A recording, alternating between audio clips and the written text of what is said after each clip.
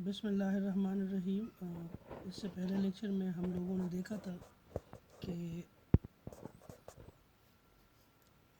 देखा था कि ये जो हमारे पास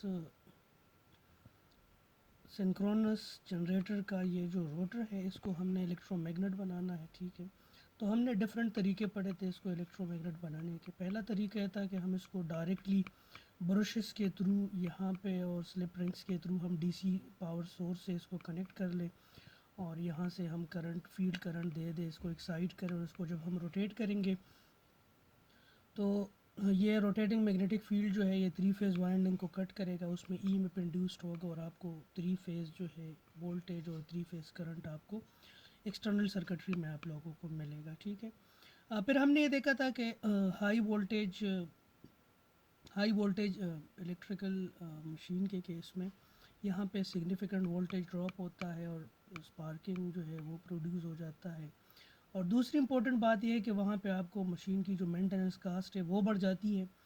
तो हमने ये देखा कि अगर हम हाई वोल्टेज की तरफ जाएंगे तो ब्रशेस और स्लिप रिंग्स की बजाय हम एक्साइटर यूज़ करेंगे। एक्साइटर के केस में आप लोगों ने देखा था कि हमारे पास ये आपके पास एसी मशीन का रोटर था, ये एसी मशीन का स्टेटर था। तो स्टेटर के ऊपर हमने जो वाइंडिंग की थी, ठीक है, एक्साइटर एक्चुअली क्या है, एक्साइटर आपके पास एक सॉरी आपके पास एक सेपरेट जनरेटर था, ठीक है, जो आपके मेन फील्ड को एक्साइट करने के लिए यूज़ होता था। तो क्या था कि आपका जो रोटर है, ठीक है, तो एक्साइटर का आर्मेचर उसके ऊपर वाउंड हुआ होता था, आपके स्टेटर के ऊपर आपके एक्साइटर का जो स्टेटर था वो वाउंड हुआ था। ठीक है, स्टेटर को आप 3 फेज़ एसी सप्लाई देते थे, वो 3 फेज़ सप्लाई जो था वो क्या था, रोटेटिंग था। 3 फेज़ सप्लाई आप देते थे और उसको रेक्टिफाई करते थे, यहाँ पे फ्लक्स जनरेट होता था, वो फ्लक्स आके इस रोटेटिंग रोटर को कट करता था। जब ये रोटेटिंग रोटर को कट करता था, इसमें 3 फेज़ ईएमएफ इंड्यूस्ड हो जाता था। वो 3 फेज़ ईएमएफ जो है उसको आप रेक्टिफाई करके आप अपने मेन फील्ड को देते थे। यहाँ पे ड्रॉबैक क्या था कि अगेन आप एक एक्सटर्नल सोर्स आपको रिक्वायर्ड होता था, ठीक है, इस मेन फील्ड को एक्साइट करने के लिए। आपका एम ये था कि ये मेन फील्ड जो है इसको एक्साइट किया जाए, इसको ये फील्ड करंट दिया जाए। ठीक है, तो यहाँ पे भी अगेन आपके पास मसला ये था कि आप 3 फेज़ करंट इसको देते थे। बेशक ये बहुत लो करंट होता था, लेकिन अगेन आपको यहाँ भी एक एक्सटर्नल सप्लाई की ज़रूरत होती थी। तो इसका सलूशन हमने ये निकाला था, एक एक्साइटर को एक्साइट करने के लिए हमें एक पायलट एक्साइटर हमने लगाया था। This was the pilot exciter. Pilot exciter में क्या था, अगेन हमारा एम जो था इस मेन फील्ड को एक्साइट करना था एक्साइटर के थ्रू, और इस एक्साइटर को हमने एक्साइट करना था इस पायलट एक्साइटर के थ्रू। अब हो क्या रहा था कि आपका जो पायलट एक्साइटर है, पायलट एक्साइटर का रोटर जो है वो परमानेंट मैग्नेट है और वो आपके मेन मशीन के रोटर के ऊपर लगा हुआ है। पायलट एक्साइटर का जो आर्मेचर है वो आपके स्टेटर के ऊपर वाइंड है, जो आपका मेन मशीन है उसके स्टेटर के ऊपर वाइंड है। जब रोटर को आप एक्सटर्नल प्राइम मूवर से रोटेट कर रहे हैं तो ये मैग्नेटिक फील्ड जो है ये रोटेट होगा। जब ये रोटेट होगा तो या कि इनको ये फ्लक्स जो है रोटेटिंग फ्लक्स इस को कट करेगा। जब ये इसको कट करेगा, आर्मेचर कंडक्टर को कट करेगा, तो क्या होगा कि इसमें ईएमएफ इंड्यूस्ड होगा। वो 3 फेज़ ईएमएफ जो है वो क्या होगा, उसको 3 फेज़ रेक्टिफायर से पास करके उसको डीसी में कन्वर्ट कर दिया जाएगा और आपका जो एक्साइटर फील्ड है उसको क्या कर दिया जाएगा, उसको एक्साइट कर दिया जाएगा। Once your exciter field is excited तो यहाँ पे क्या होगा, मैग्नेटिक फील्ड प्रोड्यूस होगा। वो मैग्नेटिक फील्ड ये चूँकि आपके आर्मेचर के ऊपर है तो ये रोटर के ऊपर है, सॉरी ये सारा का सारा सेटअप जो है रोटर के ऊपर है, ये सारा का सारा सेटअप स्टेटर के ऊपर है। तो आपका रोटर चूँकि रोटेट कर रहा है वो इस मैग्नेटिक फील्ड को कट करेगा, उसमें 3 फेज़ ईएमएफ इंड्यूस्ड होगा और जब इसमें 3 फेज़ ईएमएफ इंड्यूस्ड होगा तो वो 3 फेज़ जो है ईएमएफ उसको 3 फेज़ रेक्टिफायर से रेक्टिफाई करके क्या वो कर रहे हैं, वो मेन फील्ड को दे रहे हैं और मेन फील्ड जो है वो एक्साइट हो रहा है और हमारा एम भी इस मेन फील्ड को एक्साइट करना था। तो यहाँ पे आप देखें कि इस पूरे सेटअप में without any separate DC source या सेपरेट एसी सोर्स आप अपने मोटर के, आप अपने मशीन के मेन फील्ड को एक्साइट कर रहे हैं। ठीक है, तो इससे पिछले लेक्चर में हम लोगों ने ये देखा था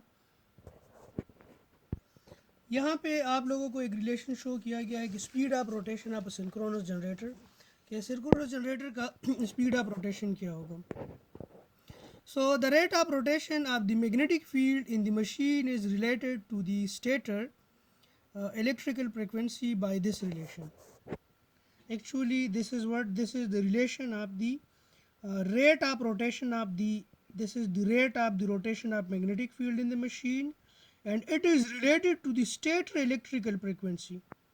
So the stator electrical frequency is related to the rate of rotation of magnetic field through this relation.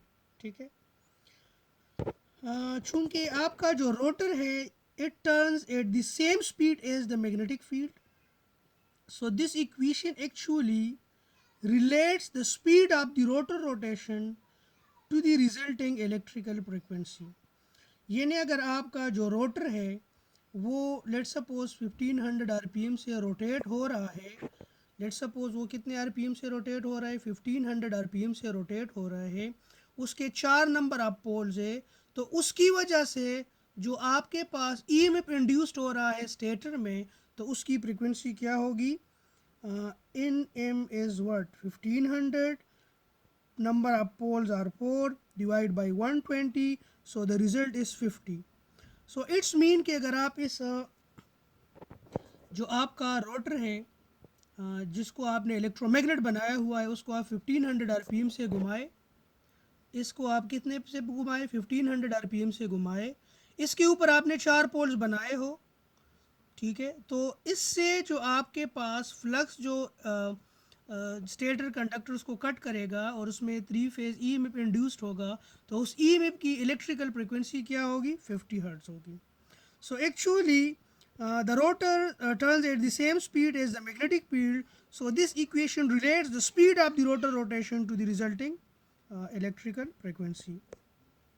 Normally हमारा जो पावर जनरेट होता है वो 50 हर्ट्ज से जनरेट होता है, तो इसको आप इस तरह भी देख सकते हैं कि आपको जो यहाँ पे वोल्टेज चाहिए उसकी फ्रिक्वेंसी कितनी होनी चाहिए, 50 हर्ट्ज होनी चाहिए. Let suppose you have design the motor और इसमें नंबर ऑफ पोल्स कितने, 4 पोल्स हैं, तो अब आप उसको कितनी स्पीड से आपको घुमाना चाहिए कि 4 पोल का मोटर है, 4 पोल का जनरेटर है, उसको कितनी स्पीड से घुमाया जाए कि आपके पास जो ईएमएफ इंड्यूस्ड हो रहा हो उसकी फ्रिक्वेंसी कितनी हो, 50 हर्ट्ज हो. तो आप इस इक्वेशन में पुट करें, इफ़ भी आपके पास कितनी रिक्वायर्ड है, 50 हर्ट्ज रिक्वायर्ड है, नंबर ऑफ पोल्स कितने हैं, 4 है, और डिवाइड बाय 120 करें तो आपके पास एनएम जो है वो कितना आ जाएगा, that is 1500 RPM. So it's mean in order to produce an EMF having 50 hertz frequency, in order to produce an EMF having 50 hertz frequency, the 4-pole rotor must be rotated at 1500 rpm. ठीक है. So the rotor must be rotated at 1500 rpm. Now if the number of poles were 2, अगर number of पोल आपके पास 2 हो तो फिर क्या होगा, यहाँ पे आपको रिक्वायर्ड कितना है, 50 हर्ट्ज है, यहाँ पे एन एम आपने फाइंड करना है, नंबर ऑफ पोल 2 है, तो फिर इसका रिजल्ट आप कैलकुलेट करें. I think the result will be how much, the result will be about 3000 RPM. ठीक है. तो यानी आप जब इलेक्ट्रिकल एनर्जी जनरेट करेंगे तो आप मोटर के स्पीड को, यानी आपके जनरेटर का जो स्पीड है आरपीएम है, उसको आप वेरी नहीं करेंगे, क्योंकि अगर उसको आप वेरी करते हैं तो आपके पास जो इलेक्ट्रिकल एनर्जी जनरेट हो रही है उसकी फ्रिक्वेंसी पर फ्लक्चुएट करेगी. Let's suppose if the speed is 1500 RPM, तो the frequency will be 50 hertz. Now if you increasing the speed, so the frequency will also increase, तो आपके पास फिर फ्रीक्वेंसी में वेरिएशंस होंगे. तो इस वजह से आपका जो सिंक्रोनस जनरेटर है उसको आपने फिक्स स्पीड के साथ रोटेट करवाना है, नो स्पीड से कम रोटेट करवाना है, नो स्पीड से ज़्यादा रोटेट करवाना है, क्योंकि अगर आप उसको स्पीड से कम रोटेट करेंगे तो आपके पास जो इलेक्ट्रिकल एनर्जी वो जनरेट करेगा, जो वोल्टेज आपके पास जो ईएमएफ इंड्यूस्ड होगा, उस ईएमएफ की वजह से जो करंट फ्लो होगा उसकी फ्रीक्वेंसी क्या होगी जी, वो वेरी करेगा. So the speed of the rotor must be a constant. Okay. So in this slide you have to study about the internal generated voltage of a synchronous generator. In chapter 3 we will find out that induced EMF in a generator, and a synchronous generator, will be equal to what? NC phi omega cos omega t. This was the expression for the EMF induced in a generator. So इसमें आप देखें, in C phi omega is actually, this is the peak voltage, this is the maximum voltage. So any peak voltage in any phase is equal to in C phi omega, and we know that omega is equal to 2 phi. So E maximum is equal to 2 phi in C flux and frequency. ठीक है, तो आपके पास RMS voltage किस चीज़ के बराबर होता है? मैक्सिमम को अगर आप √2 से डिवाइड करते हैं तो आपके पास वो क्या बन जाता है? RMS वैल्यू बन जाता है. तो this will be equal to, आपके पास RMS voltage in any phase will be equal to, इस एक्सप्रेशन को आप √2 से डिवाइड करें तो आपके पास ये आ जाएगा. ठीक है,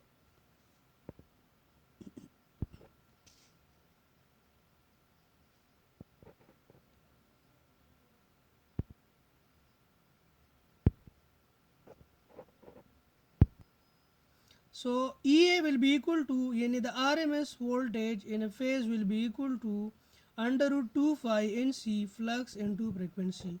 So यहाँ पे देखिए √2 is constant, phi is constant, and once you have design a generator, तो NC is constant, so it's mean EA is equal to K phi omega. What? EA is equal to K phi omega. मतलब जब आपने generator design किया, so you can vary flux and you can vary omega. ठीक है, so K is a constant representing the construction of a machine. K is what? K is a constant that represents the construction of a machine. And once you have designed the machine, you cannot change this constant. While during the designing of a machine construction, you can vary the constant K. It's mean you can vary the number of conductors. And we have saw that earlier that NC is distributed sinusoidally. ठीक है, आपका जो NC है वो sinusoidal distributed है, तो इस वजह से आपका जो EMF होगा वो साइनोसाइडल होगा. ठीक है, ये हम चैप्टर 3 में पढ़ चुके हैं, आप इसको गो थ्रू कर लें. So now if you want to increase the internally generated EMF, that is the expression for the internally generated EMF, so it means you can vary flux and you can vary omega, where omega is related to the speed of rotation. So अगर आप speed of rotation को बढ़ाएंगे तो ठीक है, आपका जो EMF है वो तो बढ़ेगा, लेकिन उसके साथ साथ उसकी फ्रिक्वेंसी भी बढ़ेगी. सो हमें फ्रिक्वेंसी तो हमें कांस्टेंट चाहिए. हमें फ्रिक्वेंसी क्या चाहिए? फ्रिक्वेंसी हमें कांस्टेंट चाहिए. देखिए लाजिम बात है, अगर आप ओमेगा को बढ़ाएंगे, अगर आप लोग ओमेगा को बढ़ाएंगे तो ओमेगा के साथ क्या बढ़ेगा? ओमेगा के साथ आपकी फ्रिक्वेंसी भी बढ़ेगी. तो हमने तो फ्रिक्वेंसी 50 हर्ट्ज़ कांस्टेंट रखना है ना, तो इस वजह से हम किस चीज़ को बढ़ाएंगे? हम फ्लक्स को बढ़ाएंगे. अब फ्लक्स किस तरह बढ़ेगा? फ्लक्स बढ़ेगा आपके फील्ड करंट के साथ. यहाँ पे देखें, फील्ड करंट अगर आप बढ़ाएंगे तो आपका फ्लक्स इस तरह बढ़ेगा. इनिशियली कम फील्ड बढ़ाने से आपका फ्लक्स बहुत ज़्यादा बढ़ रहा है. यहाँ पे देखें, यहाँ पे फील्ड करंट की वैल्यू कम है और फ्लक्स आपके पास बहुत ज़्यादा बढ़ रहा है. यहाँ पे देखें फ्लक्स बहुत ज़्यादा बढ़ रहा है और फील्ड करंट क्या है? यानी इनिशियली अगर आप थोड़ा सा फील्ड करंट बढ़ाते हैं तो आपका फ्लक्स जो है वो ज़्यादा बढ़ेगा, लेकिन एक टाइम के बाद ऐसा आएगा कि आपका रिलक्टेंस जो है वो काफ़ी बढ़ जाएगा और बहुत ज़्यादा करंट चेंज करने से आपके पास क्या होगा? फ्लक्स में कोई चेंज नहीं आएगा या बहुत मामूली आएगा, और आखिरकार मतलब कुछ इंटरवल के बाद फील्ड करंट बढ़ाने से आपका फ्लक्स जो है वो नहीं बढ़ेगा. उसका रीज़न क्या है? मैं पहले इंट्रोडक्टरी लेक्चर में आप लोगों को बता चुका हूँ कि इसका रीज़न जो है वो आपके पास है मैग्नेटिक सिचुएशन, कि वंस द इलेक्ट्रोमैग्नेट सिचुएटेड, जब आपके सारे मैग्नेटिक डोमेन जो है वो अलाइन हो जाते हैं तो मज़ीद फील्ड करंट बढ़ाने से आपका फ्लक्स जो है वो नहीं बढ़ेगा. ठीक है, क्योंकि आपको मैक्सिमम फ्लक्स कब मिलेगा? जब आपके पास 100% अलाइनमेंट हो जाए, 100% मैग्नेटिक डोमेन जो है वो 100% अलाइन हो जाए. ठीक है, तो उसके बाद फील्ड करंट बढ़ाने का कोई फ़ायदा नहीं होगा, क्योंकि आपको मैक्सिमम फ्लक्स उस पे मिल जाता है। तो उसको हमने मैग्नेटिक सिचुएशन का नाम दिया था, और हमने ये ऑब्जर्वेशन किया था कि मैग्नेटिक सिचुएशन जिस पॉइंट पे पहुंच जाता है, उस पॉइंट से आगे फील्ड करंट बढ़ाने का कोई फ़ायदा नहीं होगा, और फील्ड करंट बढ़ाने से फ्लक्स जो है वो नहीं बढ़ेगा। ठीक है, तो इसका मतलब है कि हम फील्ड करंट को के थ्रू हम फ्लक्स को कंट्रोल कर सकते हैं, और फ्लक्स के साथ हम किस चीज़ को कंट्रोल कर सकते हैं, इंटरनली जनरेटेड ईएमएफ को। ठीक है, सो यहाँ पे आप देखें, इट्स मीन कि अगर हम आई से हम फ्लक्स को कंट्रोल कर रहे हैं, तो फ्लक्स के थ्रू हम फ्लक्स का लीनियर रिलेशन है इंटरनली जनरेटेड ईएमएफ के साथ।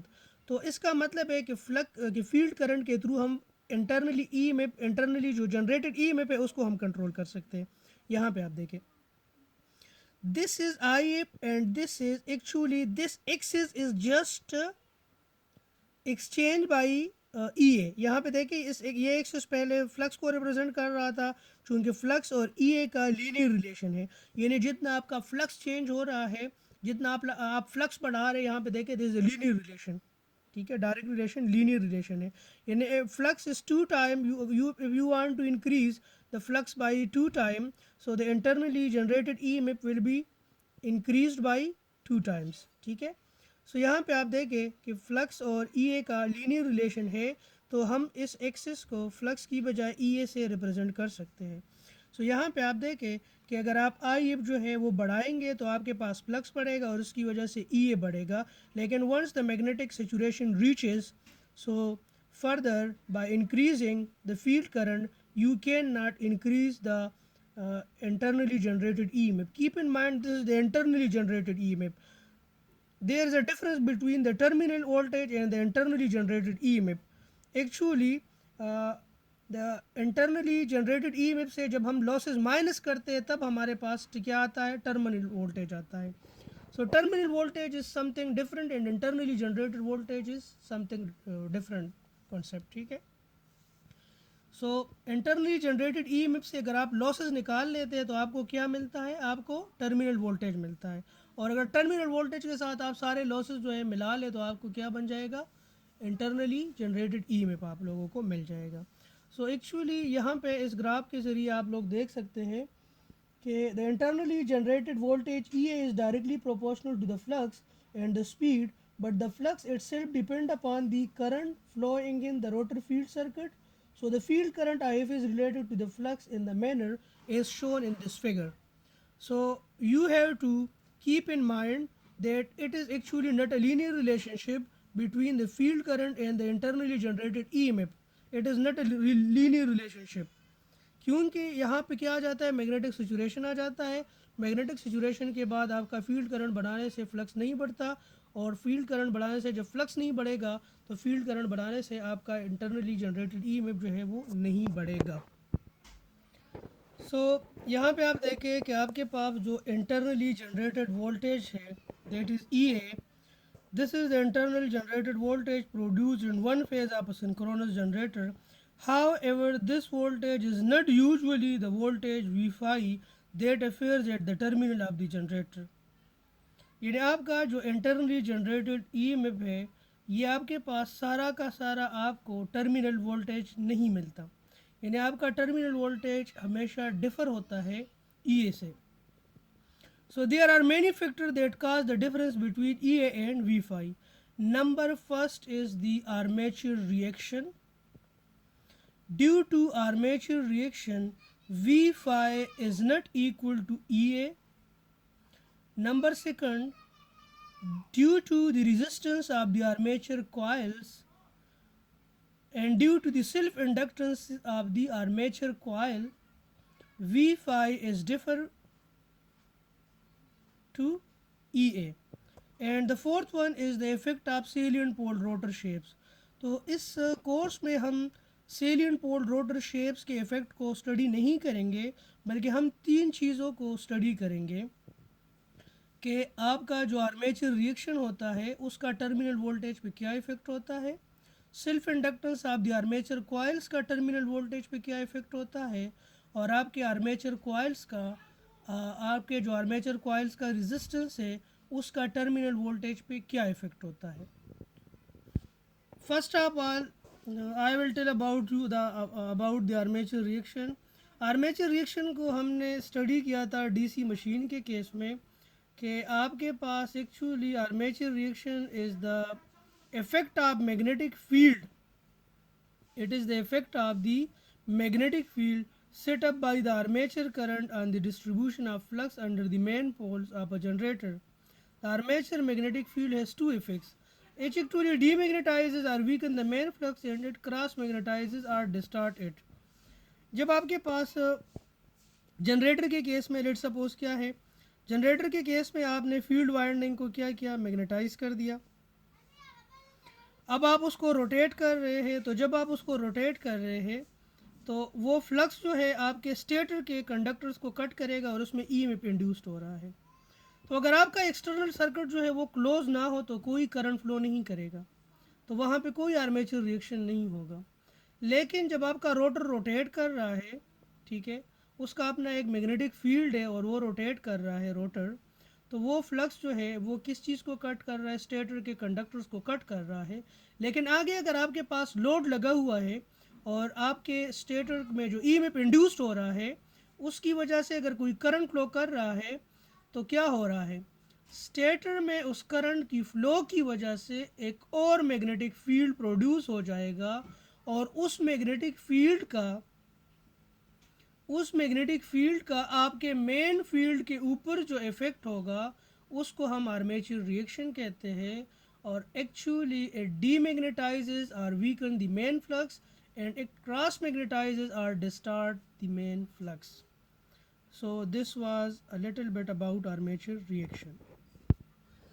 यहाँ पे आप देखें फर्स्ट डायग्राम जो ए है, यहाँ पे आपके पास क्या है, यहाँ पे आपका रोटर जो है रोटेट कर रहा है और ये इस डायरेक्शन में रोटेट कर रहा है और इसका जो रोटर का जो मैग्नेटिक फ्लक्स है, फ्लक्स डेंसिटी है बी आर, उसको रिप्रेजेंट कर रहा है.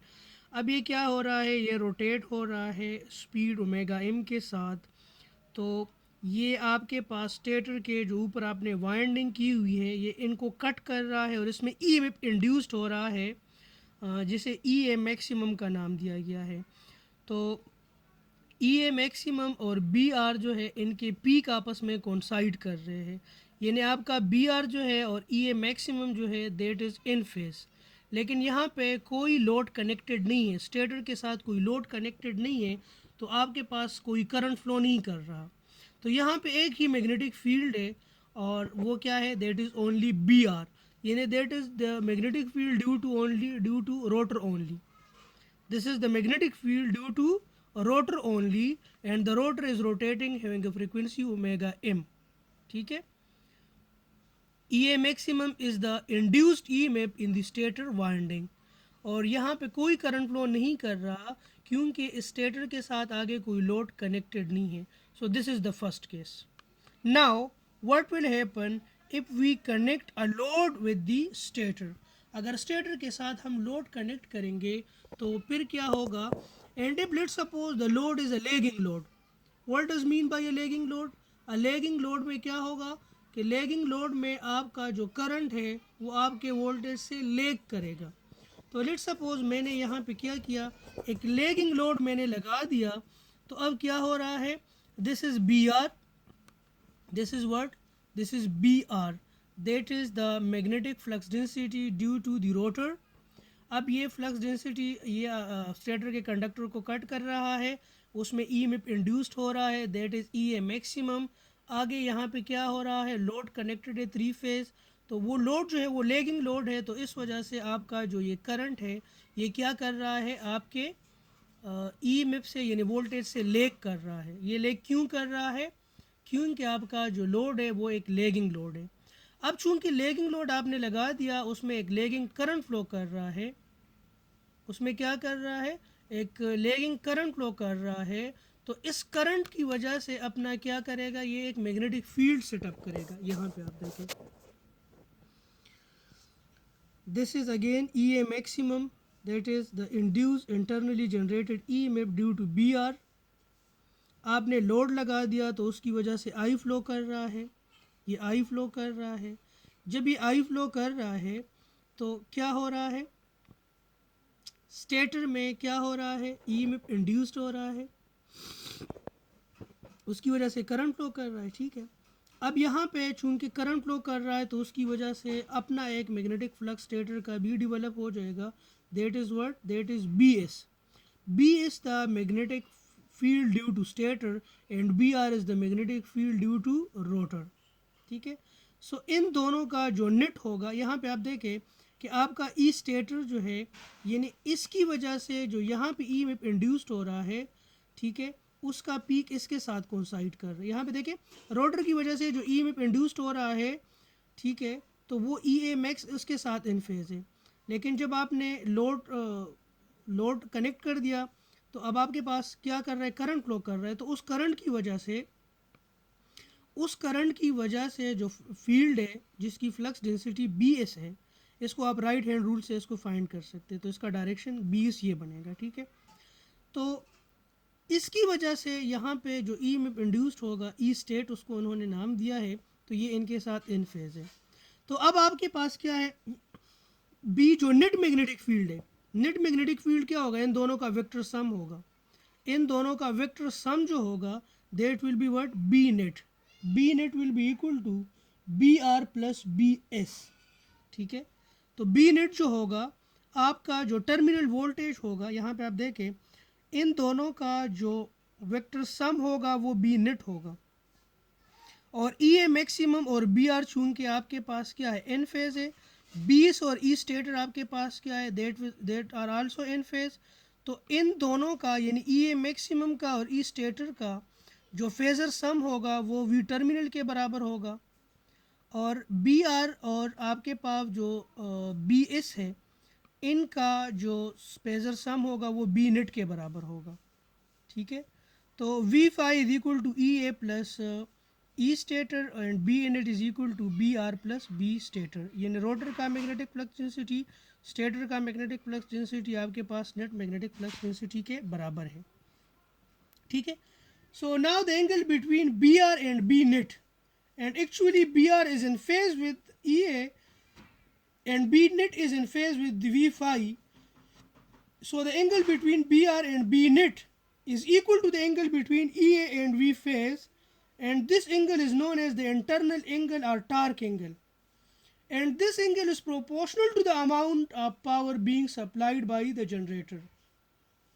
So जितना ये एंगल जो है, ये एंगल जो है, this angle is proportional to the amount of power being supplied by the generator. Now the question arises that how can the effect of the armature reaction on the phase voltage can be modeled. Yani how, what is the effect of the armature reaction on the phase voltage? ठीक है, so first note that the E stator, ये E stator जो आपके पास voltage है, this lies in an angle 90. There is a 90 angle between E stator and IA maximum. यहाँ पे आप देखें IA maximum और E stator के दरमियान एंगल कितना है, that is 90.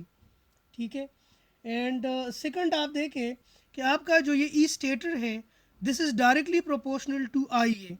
यानी अगर आपके पास यहाँ पे देखें, यहाँ पे आपके पास कोई आई ए करंट फ्लो नहीं कर रहा, तो यहाँ पे कोई ई स्टेटर नहीं है। लेकिन यहाँ पे अगर आपके पास कम आई ए फ्लो कर रहा है तो आपके पास ये जो ई स्टेटर है ये कम होगा। अगर ज़्यादा फ्लो कर रहे हैं तो ये ज़्यादा होगा, क्योंकि ये स्टेटर जो है ये डिपेंड करते हैं आपके बीस के ऊपर, and B S is the magnetic flux density due to stator. ठीक है, और स्टेटर का मैग्नेटिक फ्लक्स डेंसिटी आपके करंट पे डिपेंड कर रहा है कि अगर स्टेटर के साथ आपका ज़्यादा लेगिंग लोड कनेक्ट है तो वो ज़्यादा करंट ड्रा करेगा। तो आपके पास जब ज़्यादा करंट ड्रा होगा तो ज़्यादा जो मैग्नेटिक फ्लक्स डेंसिटी है वो ज़्यादा होगी, और जब ज़्यादा मैग्नेटिक फ्लक्स डेंसिटी होगी तो आपके पास ई स्टेटर जो है वो क्या होगा, ज़्यादा होगा। तो दो चीज़ें हमने नोट कर दी। पहली जो चीज़ है कि the E stator lies at an angle of 90 degree behind the plane of the I A, and secondly E stator is directly proportional to IA. So now if the symbol of proportionality is replaced by equality. तो अगर हम इसको ऐसे लिखें कि E stator is equal to minus J X I A, where X is the constant of proportionality. और आपने minus जे क्यों लिखा?